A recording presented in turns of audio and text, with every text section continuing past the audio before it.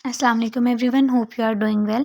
तो आज का जो हम सब्जेक्ट स्टार्ट कर रहे हैं on student demand, that is pharmacology. तो हम देखेंगे इसमें फार्माकोलॉजी के आज का जो लेक्चर नंबर 1 है उसमें फार्माकोलॉजी की आउटलाइन। तो सबसे पहले इसका इंट्रोडक्शन और बेसिक कंसेप्ट देखेंगे क्या है, उसके बाद फार्माकोलॉजी की डिफाइन देखेंगे और इसकी फिर दो बेसिक जो है ना ब्रांचेज आ जाती हैं। ठीक है, ब्रांचेस के बाद आ जाता है कि इसके रूट कौन कौन से हैं। ठीक है, रूट्स यानी कि हम कौन कौन से रास्तों से मेडिसिन ले सकते हैं। इंटरनल यानी माउथ, पेरेंटल के थ्रू भी ले सकते हैं। ठीक है, इंटरनल हो गया, उसके बाद हमारे पास आ जाता है पेरेंटल आ गया, पेरेंटल के बाद अदर आ गया।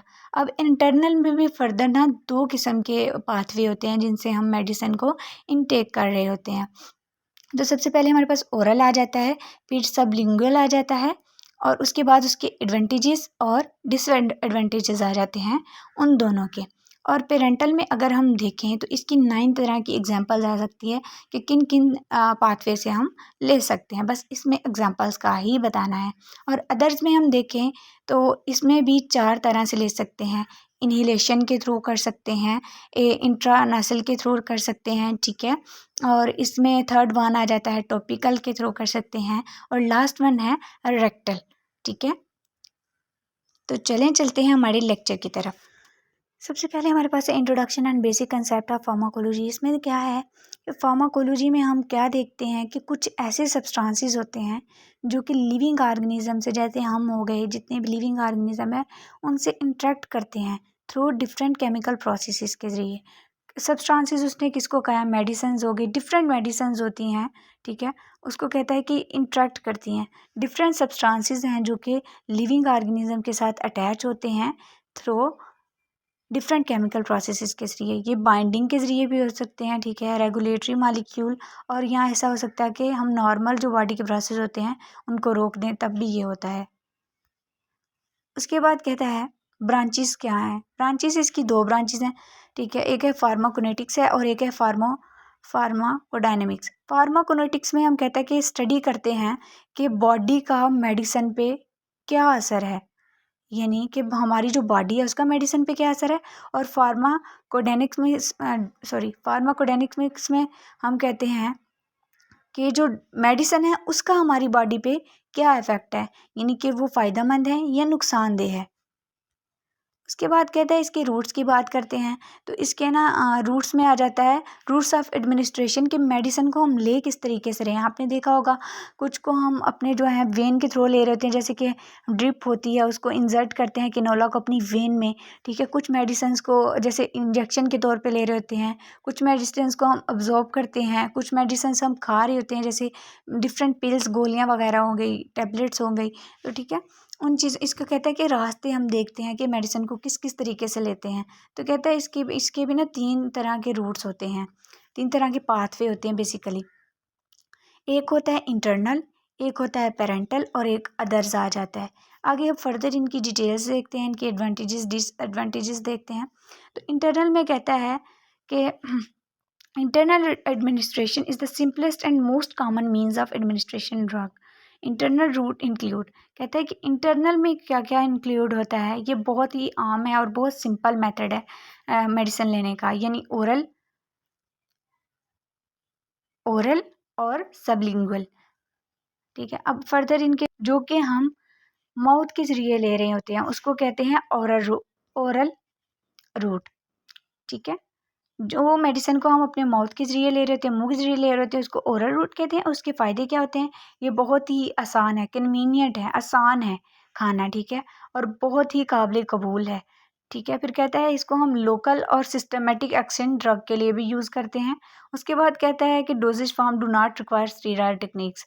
कहता है कि जो हम डोज लेते हैं उसके लिए ये रिक्वायर नहीं होता कि वो लिक्विड फॉर्म में ही हो। फिर उसके बाद कहता है delivery of drug into the circulation is slow, यानी कि जो मेडिसिन होती है, ड्रिप होती है, इंजेक्शन होते हैं, टेबलेट्स होती हैं, आपने देखा होगा कि वो फ़ौरन इफ़ेक्ट नहीं करती, फ़ौरन असरअंदाज नहीं करती कि हमें फ़ीवर है तो खाएंगे ठीक हो जाएंगे, या जो भी मसला है वो 1-2 आवर के बाद, 1-2 घंटे के बाद हमारी बॉडी पे इफ़ेक्ट करती है। ठीक है, इसके एडवांटेजेस देखते हैं। Rate of absorption is variable, कहते हैं कि हमारी बॉडी में जो मेडिसिन की अब्जॉर्ब होने की कैपेसिटी होती है वो डिफरेंट है। यानी ये नहीं कि सारी मेडिसिन ज़्यादा जल्दी अब्जॉर्ब हो रही है, कुछ है बहुत लेट हो रही है, डिफरेंट होती है। सेल हमारी बॉडी के स्ट्रक्चर के लिहाज से, हमारी आर्गन की जो फंक्शनेटिंग है उसके हिसाब से डिफरेंट तरह की जो अब्जॉर्प्शन होती है।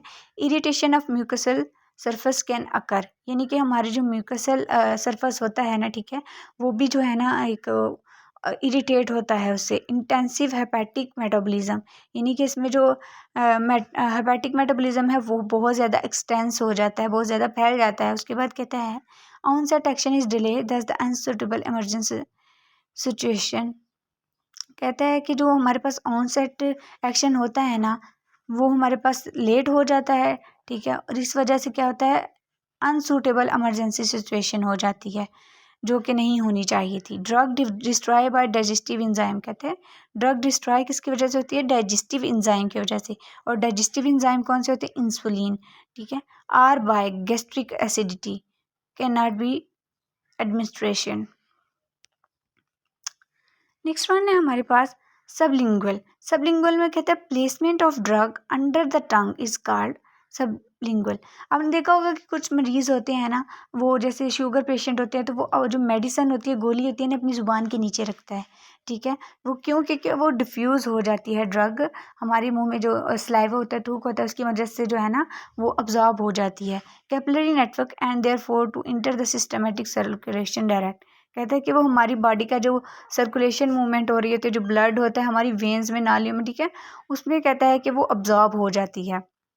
उसके बाद इसके एडवांटेजेस और डिसएडवांटेजेस देख लेते हैं। Placement of drug under the tongue is called sublingual, it is allowed drug to diffuse into, यानी कहता है कि इसकी वजह से है ना ड्रग खुद ब खुद डिफ्यूज़ हो जाती है। Capillary network and therefore to enter the systematic circulation directly, पहले वो हमारी जो खून की नालियाँ होती हैं उसमें आती है अब्जॉर्ब होके, ठीक है, डिफ्यूज़ होके, फिर कहता है कि डायरेक्टली हमारे जो ब्लड की सर्कुलेशन हो रही थी, मूवमेंट हो रही है, उसमें वो चली जाती है। हाँ जी, तो डिसएडवांटेजेस में देखते हैं। डिसएडवांटेजेस कहता है इसका ये बहुत ही अनकन्वीनियंट है, यानी कि इतना आसान नहीं है ये, क्योंकि ज़ुबान के नीचे रखना होता है। अनकम्फर्टेबल है, यानी कि इतना बेसुकून प्रोसेस होता है। अगर हम मुसलसल इस प्रोसेस को यूज़ रखें, अपनी ज़ुबान के नीचे में टैबलेट रखें। Irritation of oral mucosa and excessive salivation, यानी कहता है कि हमारा जो मुंह का होता है ना सिस्टम सारा एक उलझन फील करता है, और कहता है इसकी वजह से हमारा जो स्लाइवा है वो भी बहुत ज़्यादा पैदा होता है, ठीक है। नेक्स्ट है पेरेंटल। पेरेंटल में कहते हैं parental administration is used for the drug that are poorly absorb from the GIT। GIT अब क्या होता है कि ब्लड क्रॉसिंग, ठीक है, हेपरीन, यानी कि जो हमारे ब्लड क्लॉटिंग का प्रोसेस होता है ना उसको एंटी कोआगुलेट करती है, यानी कि ब्लड क्लॉटिंग नहीं होने देती। समटाइम आपने देखा होगा कि कुछ जो हमारे खून की नालियाँ होती हैं उनमें ब्लड जम जाता है, ठीक है, तो उसकी वजह से डेथ काज हो जाती है, जैसे ब्रेन हेमरेज हो गया। तो ऐसे करके कहता है कि ये जो होती है ना ये ब्लड को जमने नहीं देती, उसकी जो क्लॉटिंग होती है वो नहीं होने देती। कहते हैं ट्रीटमेंट ऑफ अनकॉन्शियस पेशेंट, यानी कि जो बेहोश हुए होते हैं उनके ट्रीटमेंट के लिए ये किया जाता है।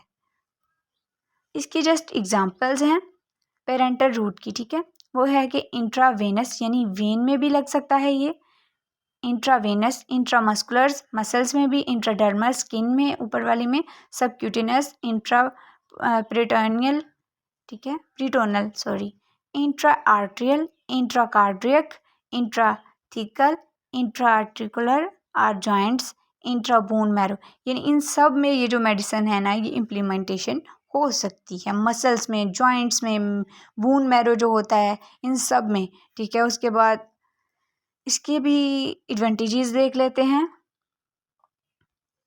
कहते drugs get to site of action more rapidly providing a rapid response which may be required in emergency dose can be more accurately delivered suitable for drug that are not absorbed from GIT। कहते हैं कि इसके ये सारे फ़ायदे होते हैं। उसके बाद कहता है कि इसके डिसएडवांटेजेस देख लेते हैं। More rapid absorption can lead to increase adverse effect, कहता है ज़्यादा भी जो मेडिसिन की अब्जॉर्प्शन हो जाती है ना ज़ुबान के नीचे से रखने से या जिस तरह से भी, तो कहता है वो भी एक ख़तरनाक होती है। लोकल एक्सपेक्टेशन में occur at the site of injection. कहता है कि जहाँ पे हम इंजेक्शन लगवाते हैं ना, वहाँ पे हमें बहुत उलझन सी फील होती है, दर्द सा फील होता है। These routes are irreversible and may cause pain, fear and infection. कहता है कि ये जो रूट्स होते हैं ना, ये होते हैं कि इरिवर्सिबल होते हैं, यानी कि एक दफ़ा ही होते हैं, वापसी नहीं हो सकते। ठीक है, इरिवर्सिबल होते हैं तो कहते हैं इसमें ना पेन बहुत ज़्यादा होती है, खौफ सा होता है और इन्फेक्शन भी हो सकता है। ठीक है, उसके बाद अदर्स की बात करें तो अदर्स में कहता है कि हम क्या कर सकते हैं, इन्हीलेशन कर सकते हैं, इंट्रानेसल, टॉपिकल, रेक्टल। ये तो अदर्स में आ जाती हैं, इनके बस टर्मिनोलॉजीज के नाम हैं, आगे फर्दर डिफाइड नहीं है। तो मिलते हैं कल के लेक्चर के साथ, इंशाल्लाह एक नया लेक्चर होगा।